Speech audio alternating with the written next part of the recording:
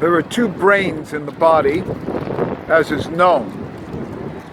The brain in the head, which for purposes are called keta, and then the brain in the body of movement, which is Yesod, or kind of like the pelvic area. That pelvic area could include Netzach and Hod as the two hips. But in general, it's Yesod.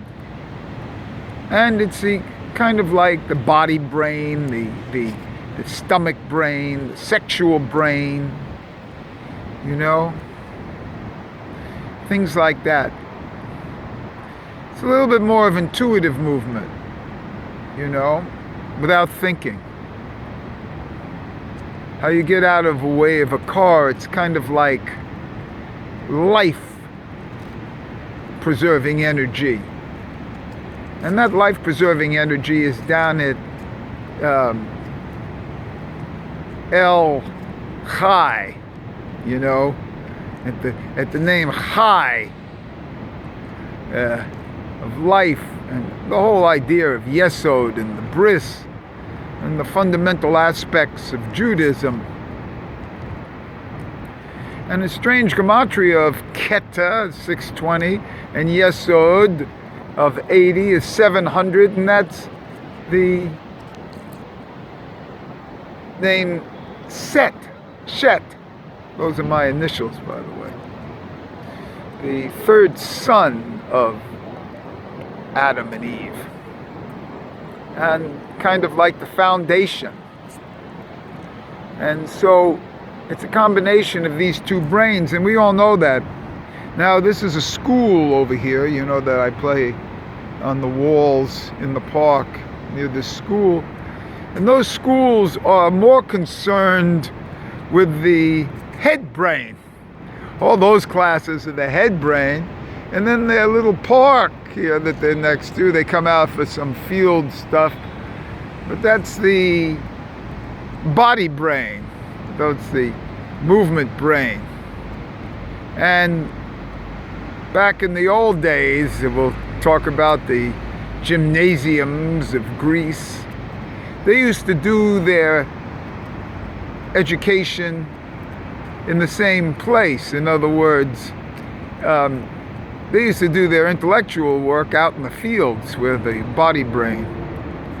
And some of the the Eastern systems focus more on the body brain. Those Tai Chi and Aikido and all those things are body brain activities. And here we're intellectual brain. But the secret is to get into the body brain. And when you have this focus as the body brain, then you'll find out that your head brain is part of the body brain. Kind of like the Yud that's floating in the middle in air, floating in thin air. And that Yud is the first letter of Yesod. And when Judaism is recognized as a body Judaism, not as a sitting intellectual book, but as an experiential movement, halakha, the way to walk. Imagine studying halakha while you're sitting with a book.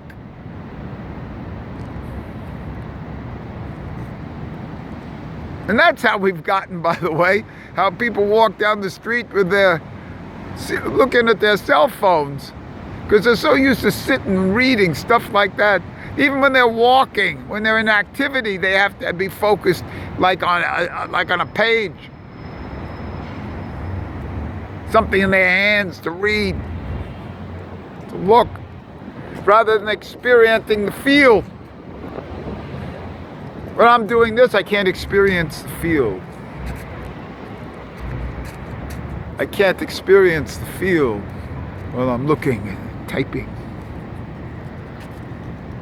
And the secret is to experience the field. You're part of the field and then activity within the field.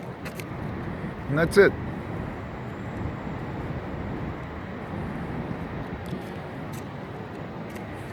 And there's nothing more to say.